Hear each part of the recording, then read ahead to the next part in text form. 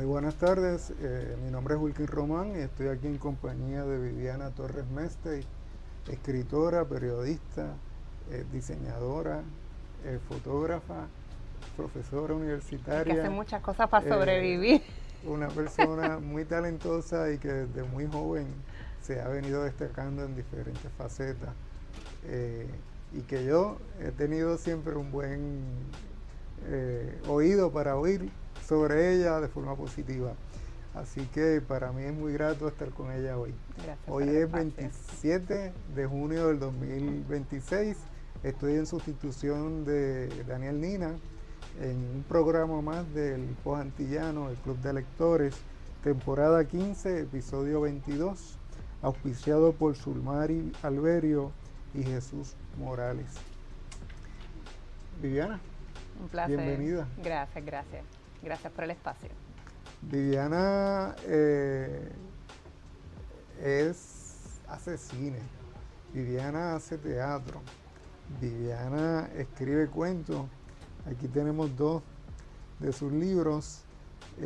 Ella, Cuentos Cortos, 2018, escritos en ¿qué periodo? El periodo de...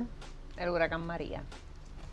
Y el segundo, Ella y el Mundo, cuentos cortos también, escritos. Justo antes de la pandemia. Me dio con escribir teatro porque trabajaba en una compañía de teatro amateur en ese momento en Santurce. Llegué por una audición de estos flyers que te reparten y la vida te lleva y el destino te dice por aquí es. Y así llegué. Y me daba cuenta de todo el teatro que se estaba haciendo en esa compañía y cómo yo quizás podía aportar a la conversación de las piezas que se estaban presentando. Y sin saber lo que estaba haciendo, escribí mi primer libreto, que se llamó Amores Urbanos, con 14 años, y así vi cómo de pronto lo que uno tenía en mente cobraba vida a través de actores y de la conversación con el director y de cómo el público recibía esa palabra y cómo poco a poco de pronto el texto no era mío, era una extensión de mí, pero era abierto a interpretación. Claro, en ese momento, con esa edad, uno no hace esa reflexión, la hago yo Sí, sí. ahora desde esta versión mía, pero los intereses eran puramente sociales, realmente, las dinámicas de familia, los problemas de mujeres que veía a las amigas de mi mamá tener o que quizás veía en la calle y esa necesidad de ver historias que yo veía en mi vida, pero en el escenario. Te pregunto, estás hablando ahí de imágenes teatrales, cómo la desarrollas en un texto. Un poco más atrás, háblanos de esos primeros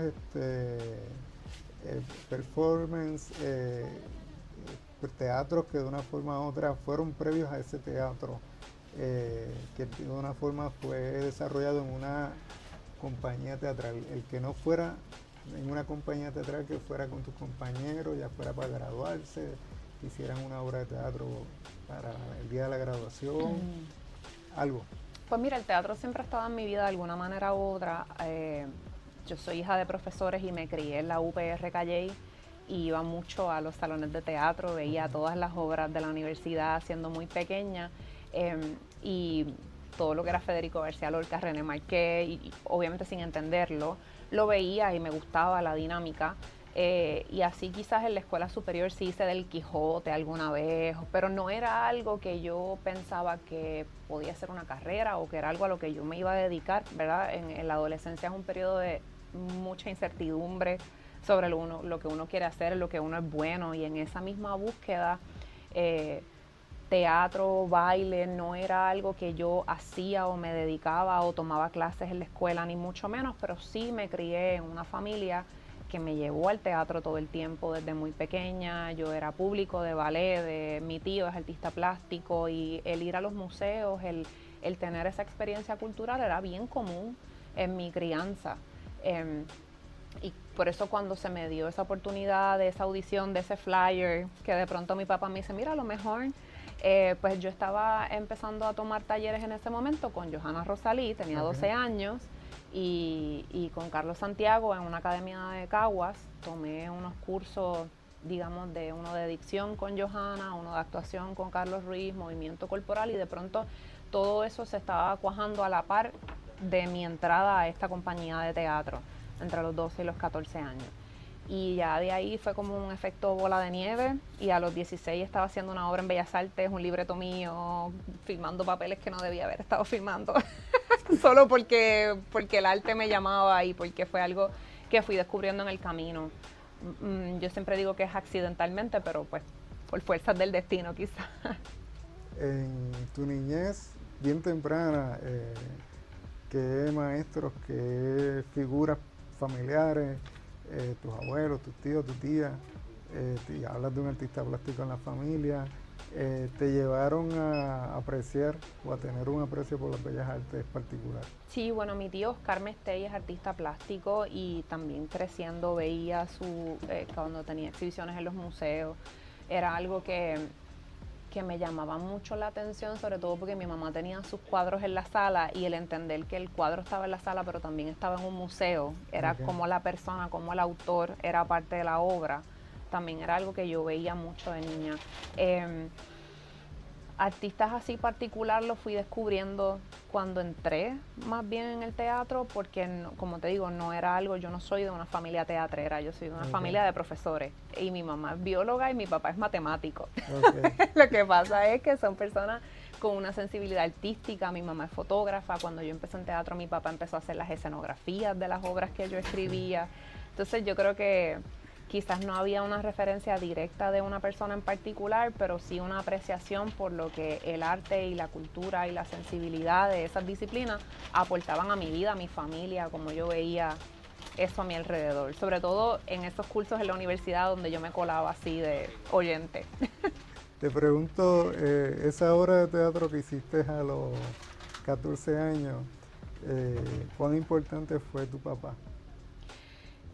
Aparte de que es el escenógrafo que hizo 3 carros en una escenografía, que yo no sabía que era posible hacer el armazón de 3 carros en una escenografía, aparte de esa importancia técnica, digamos, fue súper importante que él, más allá de su abordaje a las matemáticas y a la universidad y a su rol en el Departamento de Educación, también trabajó un tiempo en el Departamento de Educación, todo lo que él hacía en su día a día, cómo él se fue metiendo en también ese nuevo hobby que quizás era lo que él veía en ese momento, no sabía que se iba a convertir en mi vida completa, pero es un rol muy importante también porque no solo yo producía textos que yo escribía, él empezó a escribir textos también que yo empecé a producir y a dirigir. Entonces eran textos míos y eran textos de mi papá que él hacía la escenografía, lo que básicamente ocupó todo mi inicio en el teatro mayormente. Fuiste a estudiar a la Universidad de Puerto Rico, estudiaste periodismo. Sí, periodismo. ¿Cómo te fue? Me fue brutal. Tuve excelentes mentores, Mario Roche, Lourdes Lugo, Magali García Rami. En la Universidad de Puerto Rico me abrió obviamente el mundo. O sea, yo venía ya con un trabajo teatral de muchos años a nivel amateur, y cuando tomé la decisión, justo cuando estaba entrando a la universidad, de estudiar periodismo, era más bien como una curiosidad de querer saber más. De alguna manera yo decía, bueno, escribo teatro, ya lo he hecho, no era que creía que lo sabía todo, pero de pronto, ¿cómo sería escribir para prensa? Y de esa curiosidad fue la que me llevó, aparte de que yo creo que también jugó mucho, que se lo decimos a todos los niños que quieren ser artistas, ¿cuál es tu plan B? ¿Ves? Porque partimos de la premisa que del arte no se vive, del teatro no se vive, pues, ok, chévere, vas a hacer teatro, qué bueno, ¿qué vas a estudiar? Como para complementarlo. Mucha gente termina estudiando pedagogía, por ejemplo. Pues yo quise estudiar periodismo, yo decía, este va a ser mi trabajo seguro, donde sea que yo necesite trabajar, yo voy a tener mi bachillerato en periodismo y puedo seguir haciendo teatro. Y así llegué a estudiar periodismo y posteriormente a hacer una maestría, un MFA en fotografía en San Francisco, otra vez con la misma necesidad de, ya sé hacer esto, ¿qué otra cosa no sé hacer? Por ahí me voy.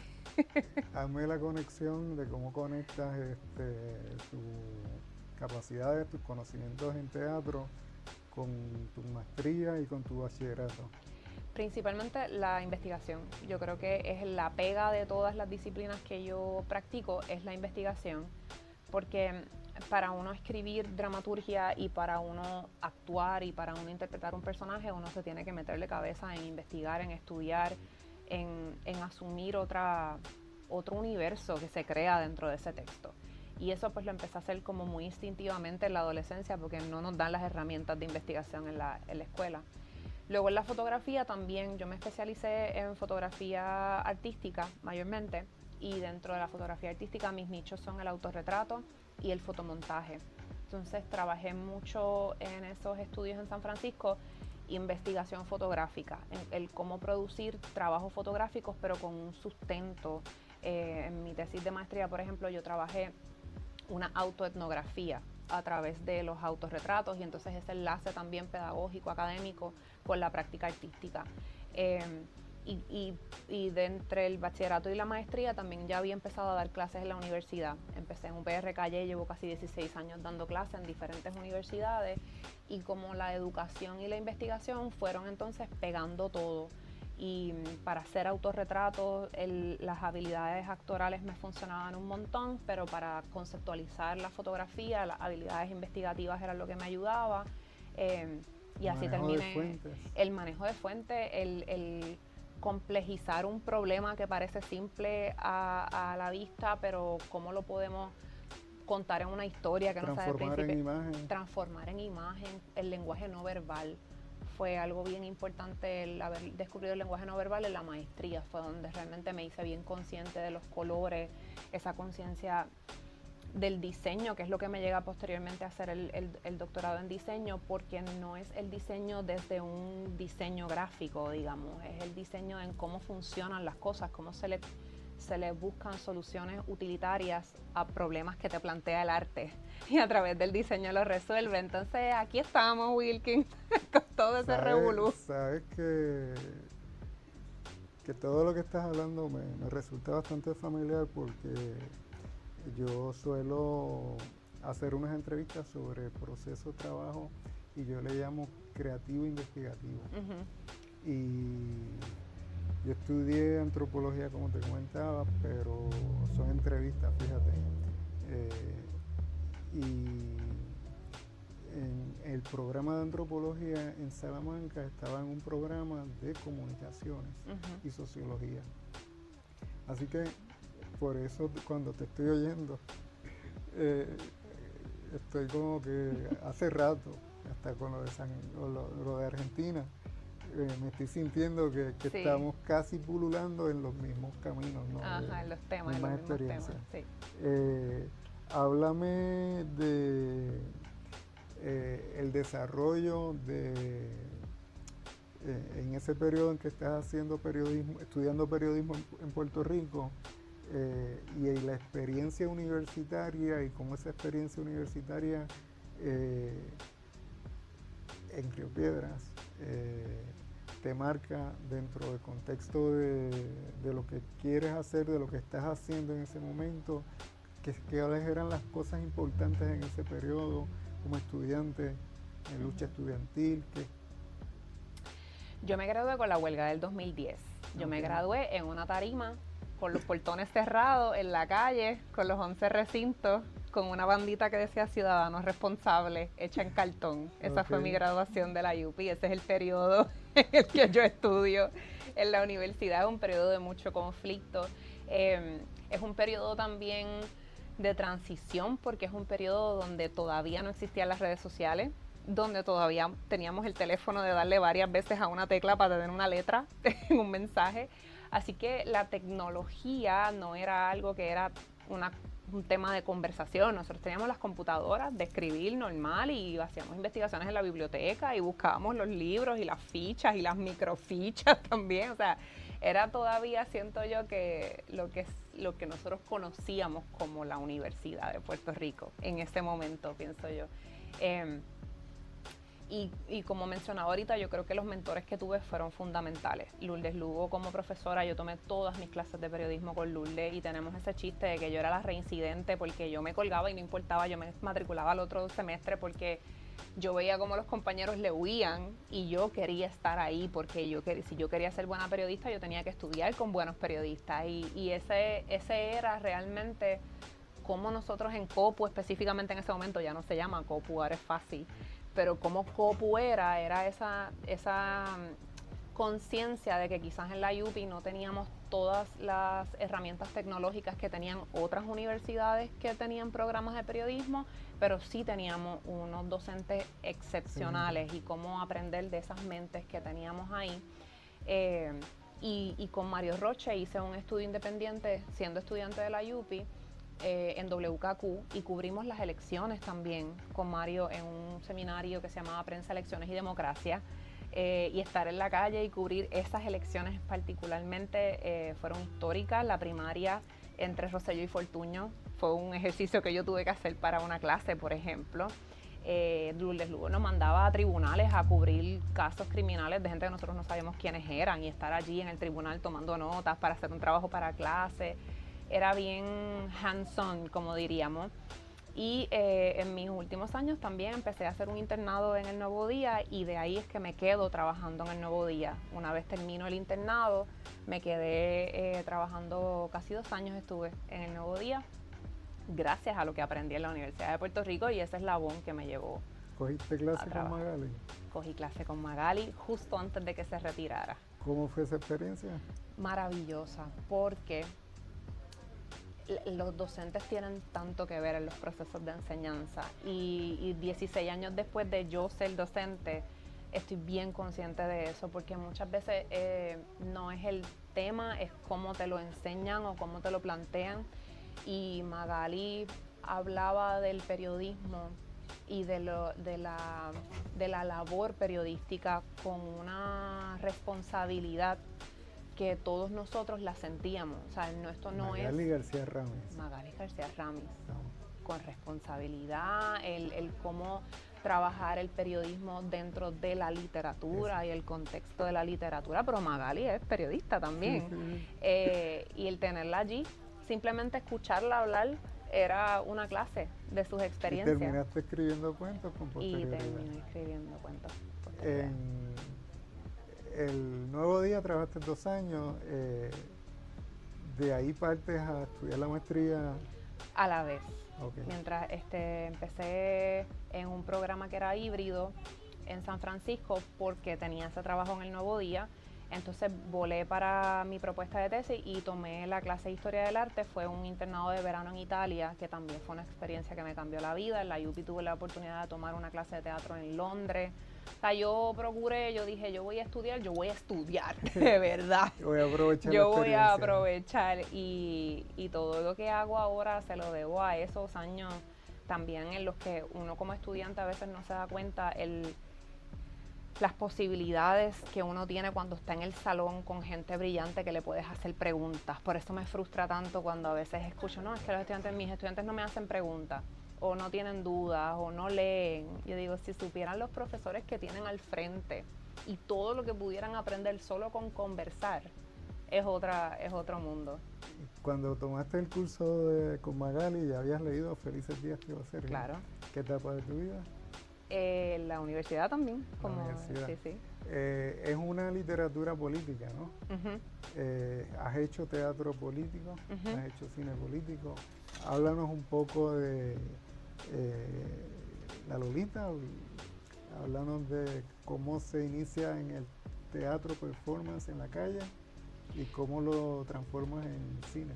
Lolita es el proyecto perfecto para ejemplificar la transdisciplinaridad de mi vida, porque Lolita empieza como un proyecto fotográfico primero. Para la clase de autorretrato de la maestría, yo hice un proyecto que se llama Autorretratos como Mujeres Puertorriqueñas. Busqué fotografías de mujeres históricas, mujeres icónicas en nuestra historia, y recreé los autorretratos, y estaba sostenido con una investigación de la vida de cada mujer. Y Lolita era una de esas mujeres. Y ahí fue que me di cuenta la poca información que había de esta mujer. Había mucho sobre el periodo del ataque al Congreso y de su figura política, pero más allá de eso yo no encontraba más nada de ella como mujer, como poeta. Ella tiene libros de poesía, no se hablaba de su poesía. Y con esa inquietud le planteé a mi papá, vamos a hacer un libreto. Escríbelo, le digo yo a mi papá, escríbelo, yo no sé qué tú vas a hacer, vamos a hacer un monólogo, pero solo quiero que termine, lo único que te voy a decir es que quiero que termine, yo no vine a matar a nadie, yo vine a morir por Puerto Rico. Y entonces mi papá se dio la tarea de hacer la investigación para escribir el libreto y contactamos a la sobrina en ese momento. Tuvimos la fortuna de tener entrevistas y conversaciones con la sobrina, que ella falleció, con su hermana menor también, y ahí obtuvimos como la materia prima de la historia para mí como actriz y para él como dramaturgo, y estrenamos en el 2013 en Bellas Artes, y después en el 2024 hicimos la versión en cine de ese texto después de más de 60 funciones, 5 países, montones de pueblos de Puerto Rico, 5 estados de Estados Unidos, y terminamos en cine. Vamos a hablar un poco también de tus cuentos. Sí. Tus primeros cuentos, ¿cuáles temas más o menos estás cubriendo? ¿Cómo vas desarrollando esos cuentos? Me hablaste que usabas, son cortos porque usaban el internet, ¿no? Las redes sociales para Facebook. publicar. Ajá. ¿Cómo se daba esa dinámica cerebro, posteo? Que la gente te responde, ¿no? Con un like, te lee. Los cuentos surgieron en ese periodo post María en el que todos estábamos en nuestras casas contemplando nuestra existencia. Y con internet también deficiente, tampoco era prácticamente nada. Para yo postear estos cuentos yo me tenía que ir en medio de la calle para agarrar un poco de señal. Pero es interesante porque el tiempo, que a veces uno dice, es que quiero hacer tantas cosas y no tengo tiempo, y de momento tenías el tiempo porque estábamos en la casa. Y una de las cosas que yo hacía porque no teníamos luz era leer. Y dentro de la misma lectura de pronto empecé a notar, y me puedo ir bien por otro lado en esta conversación, pero me voy a tratar de enfocar, Wilkins, es que me gusta hablar. Lo que me empecé a notar las cosas bien pequeñas, las sombras, las luces. Son cosas que uno no nota porque nunca tiene tiempo, porque uno siempre tiene prisa. Nunca tiene tiempo, y ahora que estamos bregando con la cosa de que es imposible aburrirte porque tienes el teléfono que nunca te permite que te aburra. Entonces no notamos esas cosas porque no estamos presentes. Y en ese periodo pues me hice bien consciente de todo lo que estaba pasando a mi alrededor y creé el personaje de ella como una extensión mía sin tener que ser autorreferencial. Okay. Entonces ella era la historia de ella, pero realmente era yo, y era una manera de mirarme desde afuera y cuestionarme muchas cosas, pero a través del personaje de ella, que es un poco lo que ya yo estaba haciendo en teatro.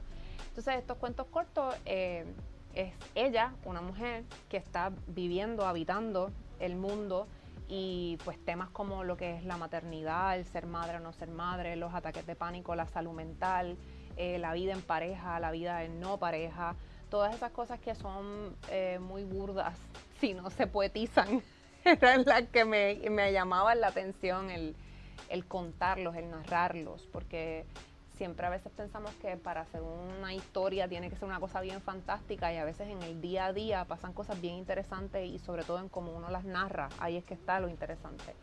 Y por ahí empieza ese experimento de ella cuentos cortos. Cuando le toqué la puerta a Publicaciones Puertorriqueñas, nunca tuvieron un no para mí, y ese libro se movió porque yo tenía una cajita y iba a cuánto evento a mí me invitaban. Yo fui a actividades en escuelas, universidades, donde sea, con mi cajita. Okay. Y se vendieron sobre 500 copias ese primer año, pero era un esfuerzo autogestado de promocionar el libro, y desde ese espacio pues surge el interés de que hubiese un segundo libro. Y ahí nace Ella y el Mundo, casi como una segunda parte. ¿Qué temas cubre? ¿Género? Género, familia, identidad, sociedad, el rol de uno en el país que habita. Hay un libro que escribí, por ejemplo, yo antes iba mucho a las cárceles, a dar talleres a prisioneros, y hay un cuento sobre una experiencia que tuve con un prisionero. De hecho, en los libros que yo uso para leer, cuando te digo la cajita, es ir a los eventos, sentarme, leer 2 o 3 cuentos y abrir la venta. En las cárceles no, en las cárceles era solo vender, y yo siempre recojo todos los, vender no, solo leer. Y uno de los presos, por ejemplo, me dejó una notita. Siempre tengo estudiantes que conectan con alguno de los cuentos y me dejan cositas después de los eventos, y se convirtió como en unas conversaciones seguras de tener, sobre todo los temas de salud mental. Okay. Y a través de los cuentos, sobre todo los adolescentes y los prisioneros podían como verbalizar ciertas cosas partiendo de lo que estaba en el cuento. Hay un dato que quiero que me comparta. Te pones a leer en pandemia, en María, no estamos tan conectados al internet, así que no podemos irnos a la calle a leer. Y esas imágenes que se transforman en texto salen de tus lecturas o del desarrollo, ¿no?, de lo que fueron unas lecturas que te dieron la oportunidad de tener nuevas imágenes. Yo creo que tus lectores. La lectura lo que me permitió fue un acceso al lenguaje que no manejamos en el día a día, porque no tenemos el tiempo otra vez. Pero la literatura, una de mis autoras favoritas es Gioconda Belli, por ejemplo. Cómo se puede poetizar lo prosaico, digamos, es algo que me llama mucho la atención. Así que la lectura, los cuentos no están inspirados en lo que yo estaba leyendo, pero lo que yo estaba leyendo sí estaba influyendo en mi lenguaje y en quizás la manera en la que usaba las metáforas para contar la historia. Quizás esa influencia está presente de todo lo que estaba leyendo en ese momento. Pero los cuentos son inspirados en mi día a día, en la gente que yo conozco, en mi vida, en cosas que sí me han pasado a mí. Algunas obviamente con una libertad autoral de ponerle un poquito de ficción aquí y allá, pero bastante autobiográfico en ese sentido, sin ser autorreferencial. Y la recepción del público, por ejemplo, un público de estudiantes, de presos, de público general, a la temática de tus cuentos, ¿cómo fue? ¿Cómo ha sido? Me dices que tienes unas anotaciones que ellos te hacen. ¿Visualizas que ellos están llegando al escenario de tus cuentos como llegaste tú, a partir de lecturas, ellos leyéndote a ti? Es bien interesante la dinámica con los diferentes públicos. Yo creo que con los presos una de las cosas que conectaba era lo corto de las historias, sobre todo cuando fui a cárceles juveniles. Lo cortito de las historias los cautivaba y tengo una experiencia, por ejemplo, de uno de los jóvenes que estaban en esa cárcel para menores de edad, que las maestras desde que yo llegué me decían, este es el peor, ten cuidado, tal, tiene problemas de conducta, y el nene terminó preguntándome dónde su mamá podía encontrarme en la libre comunidad para darme el dinero porque él quería el libro. Entonces esas cosas que tú dices, qué extraño conectar, pero qué interesante conectar. Otra vez me pasó, no me acuerdo si era como en Lajas, en uno de estos municipios que fui, un señor adulto mayor, que él decía, yo también me miro al espejo y no me reconozco, por el tema de la vejez, de cómo uno cambia físicamente, como uno se ve al espejo y se mira las arrugas, ese tipo de cosas que a veces uno las escribe como adornos poéticos a ciertas reflexiones, y eso a él lo cautivaba. Él decía, no, pero yo también me miro al espejo y tengo problemas con la versión mía que yo miro de regreso. y igual, inesperado pero interesante el que cuentos que no se escribieron para un público, porque no se escribieron pensando en que iban a ser publicados, hayan razonado, sobre todo por esos temas que quizás no nos atrevemos a hablar. Hay un cuento, por ejemplo, que narra un ataque de pánico completo. Y ese cuento, bien interesantemente, razona un montón con los adolescentes en las escuelas, porque de pronto se dan cuenta como, a mí me pasa eso, yo tengo esos síntomas, entonces es un ataque de pánico, ¿qué hago? ¿Quién me ayuda? ¿Cómo? Y entonces se abre una puerta a una conversación que pudiera ser súper incómoda de otra manera. Sí. Viviana, estás estudiando y ya terminando una tesis doctoral en Argentina. Hablaste de Gioconda Belli. ¿Qué te llevó a Argentina? ¿Cómo sabes que en Argentina hay buenas universidades? ¿Qué estás estudiando en Argentina? Pues yo estoy haciendo el doctorado, todo el mundo me pregunta, ¿por qué estás haciendo el doctorado? Estoy haciendo el doctorado por mí, por más nada. Yo sé que no necesariamente eso se va a traducir en nada más que conocimiento para mí, pero lo estoy haciendo porque era algo que de verdad yo quería, una meta que yo tenía en mi vida, terminar estudios doctorales. Originalmente yo quería estudiar arteterapia. El primer doctorado al que yo sometí, después de que terminé la maestría, fue en Suecia, en un doctorado de arteterapia. No fui admitida, obviamente, pero yo tengo estudios en psicología. Yo me creía que sí, pero no tengo estudios en psicología. Yo no era buena candidata para ese programa, claramente. pero no me frustró, sino que me replanteó qué es lo que, ¿verdad? Que me gustaría estudiar, porque las materias que yo estudio no hay doctorados en Puerto Rico, no las hay, las disciplinas proyectuales no tienen doctorados acá, a menos que lo veas desde el punto de vista histórico, por ejemplo.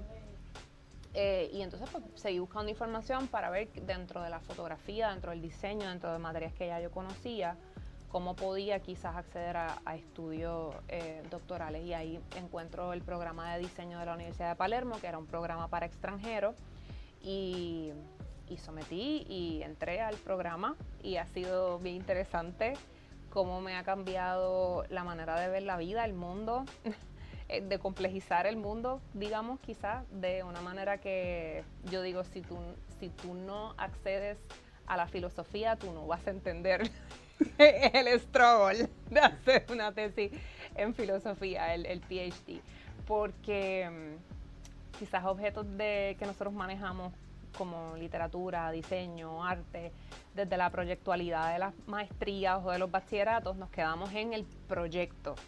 Pero más allá del proyecto, el mirar lo que nosotros hacemos desde todas las perspectivas, desde la cuestión teórica, desde lo que eso representa para nosotros como humanidad, en nuestro punto geográfico, eso es culpa del doctorado, enteramente.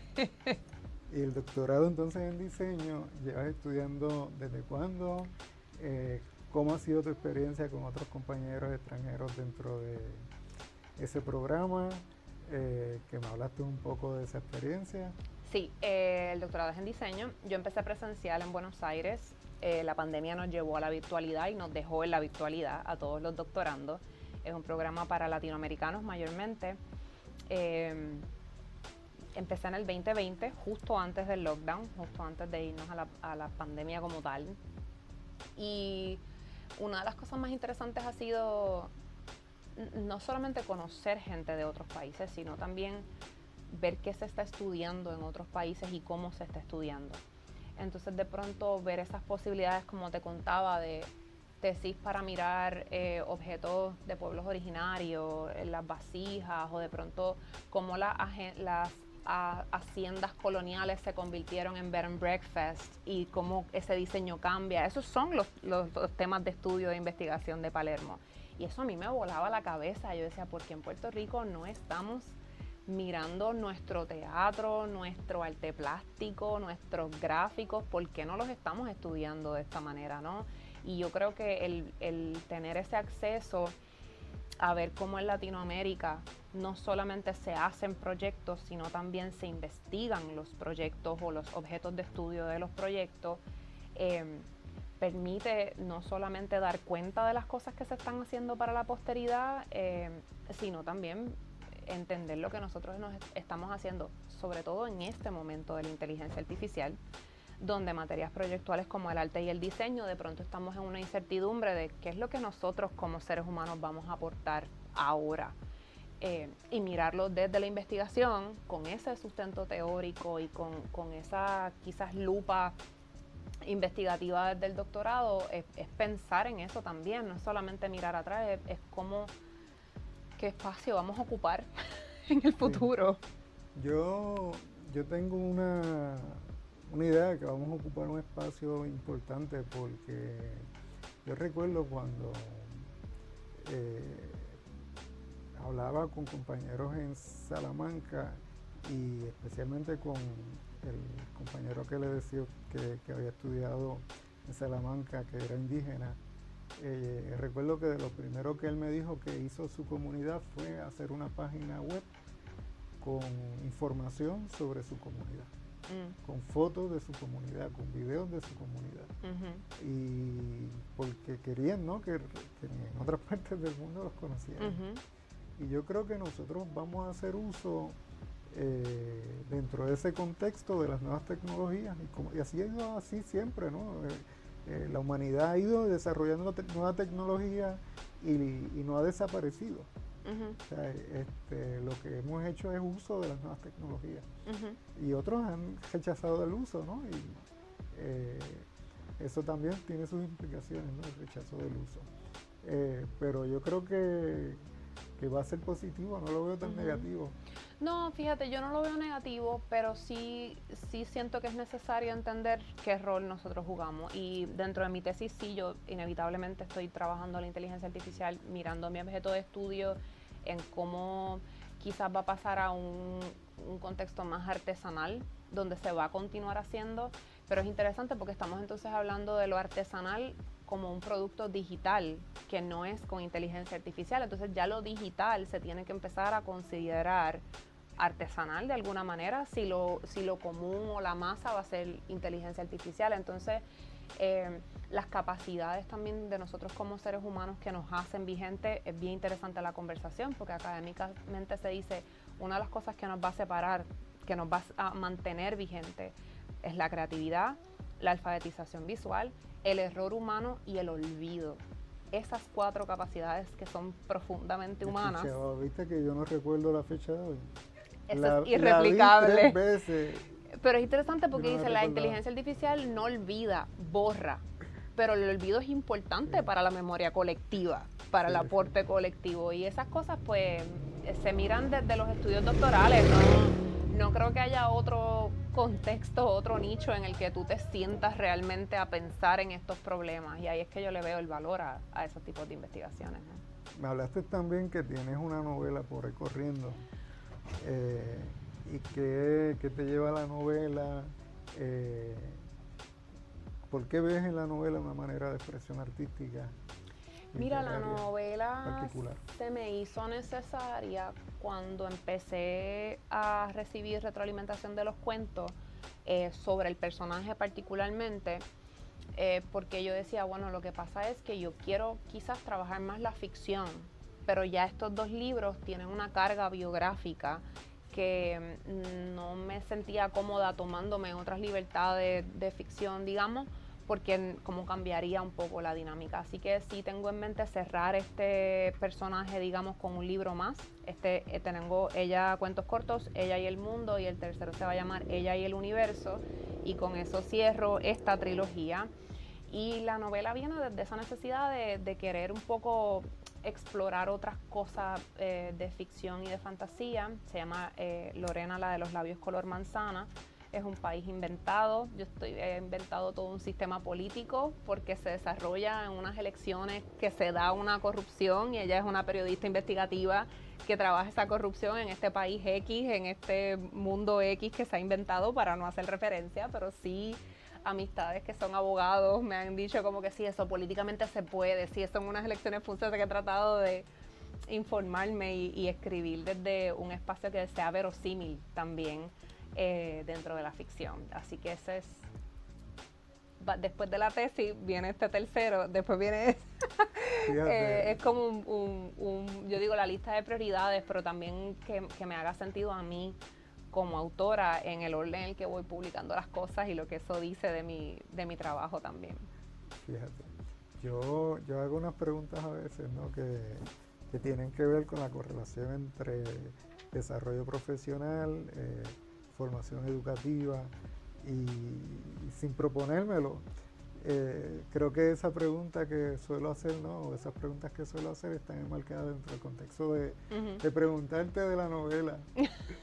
Porque resulta que el personaje de la periodista, ¿no? Está ahí. Sí. Hay unas preguntas que yo hago sobre la cuestión de género, identidad de género, cómo se refleja en lo que haces, o que has venido haciendo en los diferentes, ¿no? Géneros que has trabajado. Yo creo que más bien el género no lo he trabajado tan a conciencia, pero cuando me han hecho preguntas relacionadas al género que me han obligado a reflexionar, sí me he dado cuenta de que hay en mis escritos, tanto de teatro como de cuentos, o quizás todo lo que hago en las artes relacionadas al género, como espacios que yo no encontraba antes para mí y yo misma me los creé. Por ejemplo, personajes que me encantaría hacer y no encuentro textos que pues escribirlo, es el gestarlo, o historias que a mí me gustaría leer con mujeres protagonistas, no existe, pues gestarla. Entonces un poco más bien el, el mirar el género como aportar a más historias sobre mujeres que no necesariamente se conocen desde el punto de vista histórico. Estoy trabajando en una obra de teatro que me fui también por la vía histórica y estoy estudiando una mujer puertorriqueña cantante, que lo más interesante que me pareció es que no se sabe qué pasó con ella después de 1911. No hay récord, no se sabe cómo murió, no se sabe qué pasó con ella. Entonces, pues la obra de teatro, yo estoy construyendo lo que pudo haber pasado después, inventándome algo, ¿no? Usando esa figura. Pero me llama mucho la atención cómo tenemos muchas mujeres y muchas historias sobre mujeres que no están publicadas, que no están reflexionadas, que no están accesibles, digamos. Y yo siempre le digo, sobre todo a los jóvenes, que Puerto Rico tiene mucha materia prima para crear. A veces pensamos en estas películas de Roma y de Grecia y cómo se inspiran en las historias de estos países, pero nosotros también tenemos un montón de cosas bien interesantes que se pudieran estar usando para escribir cuentos, teatro, novelas, libros. Lo otro que me interesa preguntar es el tema de la identidad étnica. Si, si fueses a considerarte puertorriqueña o no, yo estudié estudios puertorriqueños y yo estudié esa generación del 30, que fue la que inició un debate sobre el ser o no ser puertorriqueño. Y siempre tengo en mente que en los 90, mediados de los 90, muere José Luis González y hubo un trabajo que publicó Arcadio Díaz Quiñones relacionado con José Luis González, en el que él decía que José Luis se identificaba como puertorriqueño, pero como universitario se consideraba mexicano. José Luis era de papá o mamá dominicana. Si ves el autor nacional, el poeta nacional dominicano, que ahora se pierde el nombre, es mamá o papá cubano, papá o mamá puertorriqueño. Estamos de una forma u otra interrelacionados. ¿Cómo te consideras? ¿Puertorriqueña, caribeña? Yo me considero puertorriqueña. ¿Y cómo eso lo ves en tu literatura, en tu trabajo creativo? Yo me considero puertorriqueña en toda tierra que yo me paro.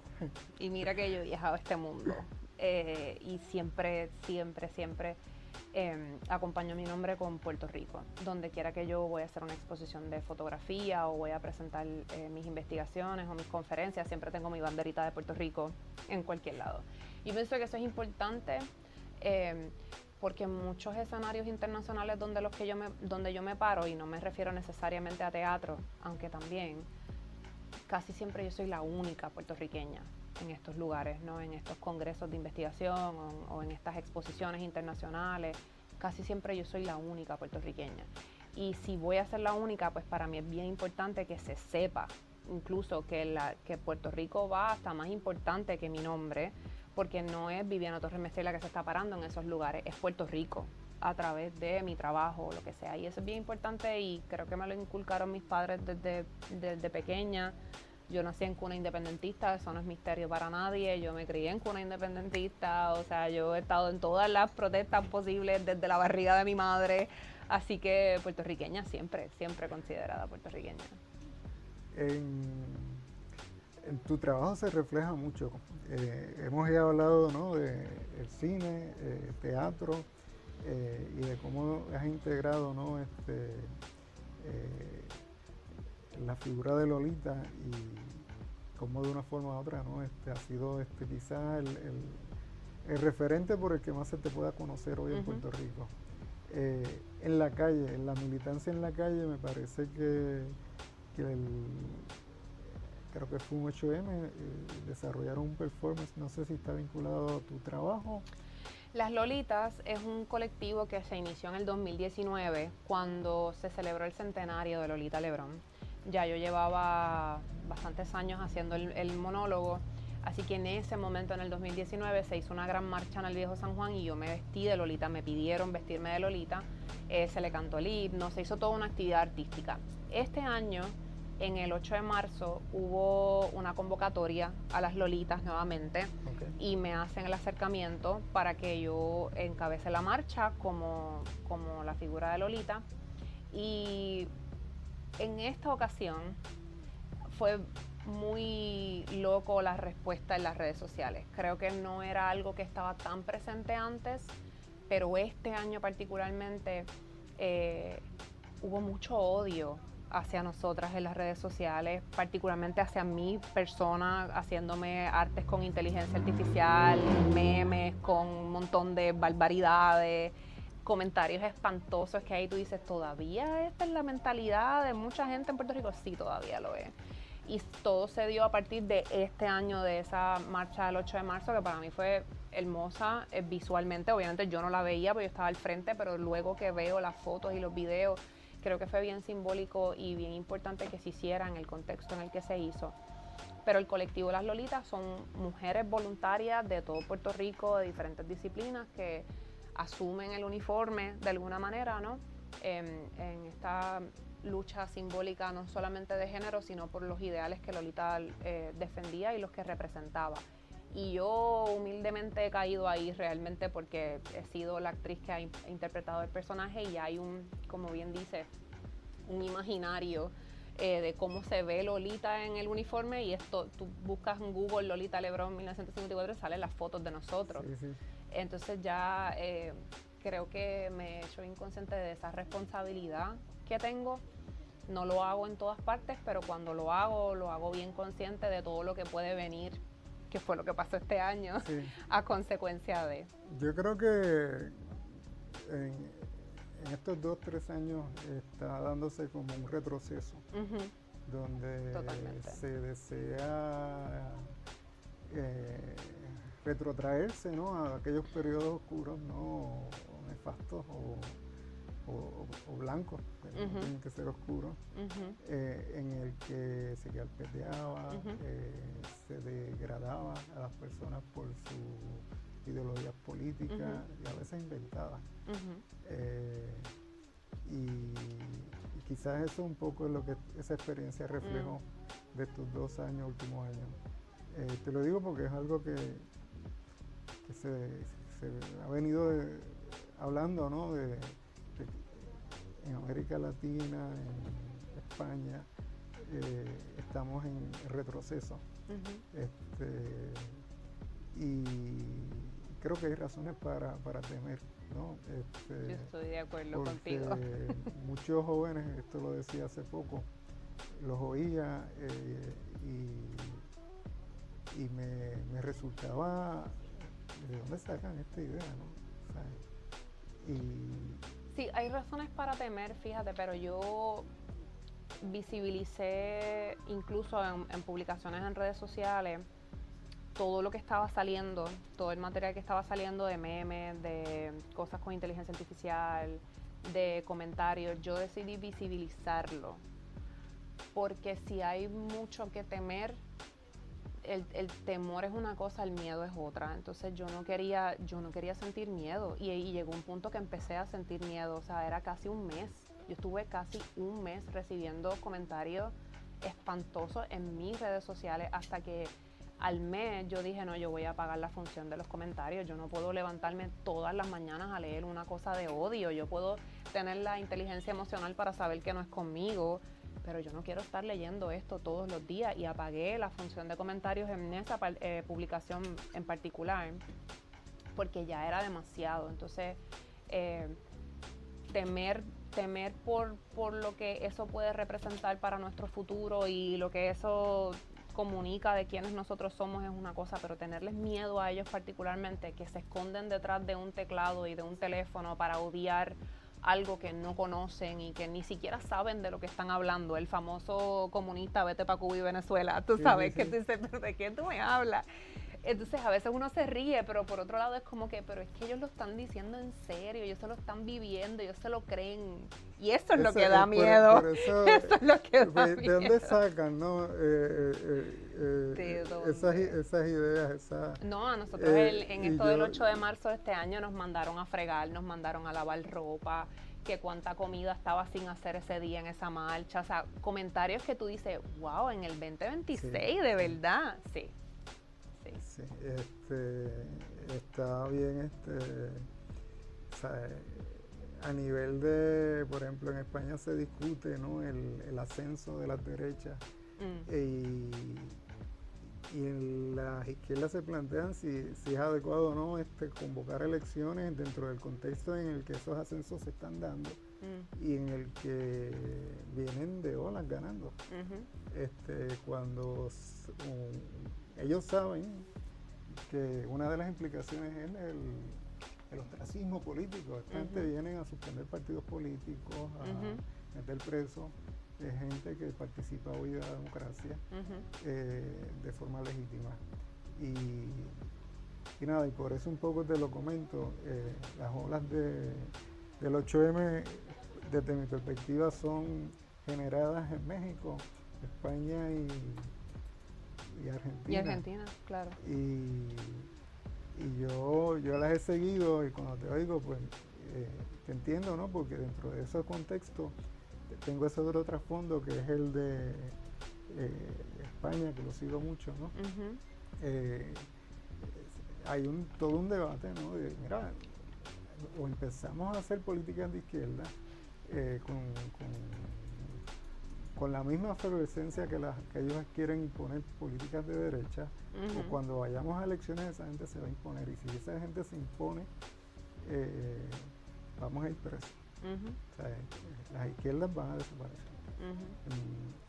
Y nada, tú estás en Argentina, tú conoces un poco mejor que eso que yo, porque yo solamente lo veo a través de página 12. Nos quedan 4 o 3 minutos y yo, a ver qué otra cosa podríamos preguntarte. Ojo que yo no tengo don de la síntesis, pregúntame algo corto porque el síntesis no es mi fuerte. Estás en Puerto Rico, estás trabajando en la UPI, entiendo. Conoces a Daniel Lina me presentó a ti. ¿Tienes proyectos con Nina relacionados también pues con mira, guiones, no doy clase en la UPI, doy clase en Atlantic University en la maestría de fotografía. Conozco a Nina porque es el abogado de mi compañía y así hemos conectado en diferentes cosas y así he llegado aquí contigo. También estás, además de teatro, haces guiones de cine, ¿no?